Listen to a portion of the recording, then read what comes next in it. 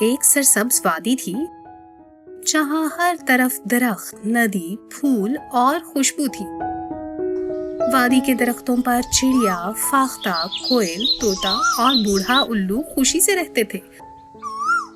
ہر صبح سورج کے ساتھ پرندوں کی چہچہاہٹ جنگل کو جگاتی تھی۔ مگر پھر انسان آئے، انہوں نے درخت کاٹنے شروع کیے، ندی کو کنکریٹ میں قید کیا اور ہریالی کو مٹی میں بدل دیا۔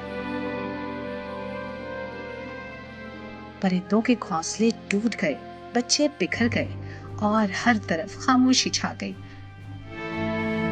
بوڑھے الو نے ایک دن سب پرندوں کو بلایا اور کہا، ہم اب خاموش نہیں رہ سکتے، ہمارا جنگل چھن رہا ہے، ہمارا آسمان سونا ہو گیا ہے۔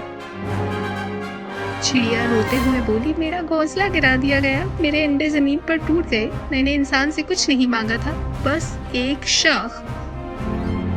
کوئل نے سسکی بھرتے ہوئے کہا، میرا راگ اب ادھورا ہو گیا ہے، کیونکہ درخت نہیں تو دھن کہاں۔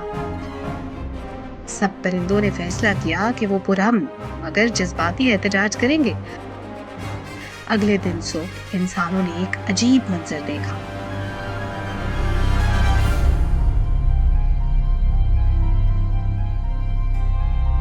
ہزاروں پرندے شہر کی عمارتوں، اسکولوں اور بازاروں میں اڑ رہے تھے، مگر چہچہاہٹ کی جگہ سسکیاں، رونے کی آوازیں اور فریادی گیت گونج رہے تھے۔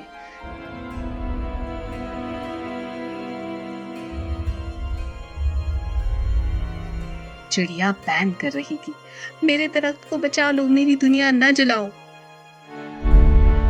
طوطا روتا ہوا بولتا تھا، کون سا جنگل رہ گیا ہے جہاں میں رہ سکوں۔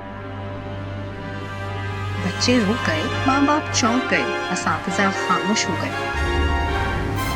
ایک بچہ اپنی ماں سے پوچھتا ہے، امی یہ پرندے رو کیوں رہے ہیں؟ ماں نے آنکھیں پوچھی اور کہا، کیونکہ ہم نے ان کا گھر چھین لیا ہے۔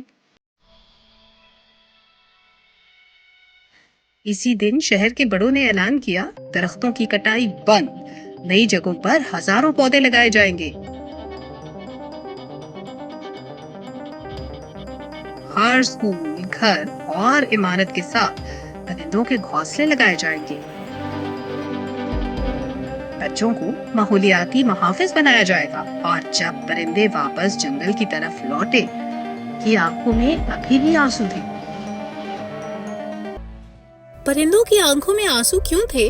جاننے کے لیے دیکھیے اگلی قسط صرف کلائمیٹ ٹی وی پر۔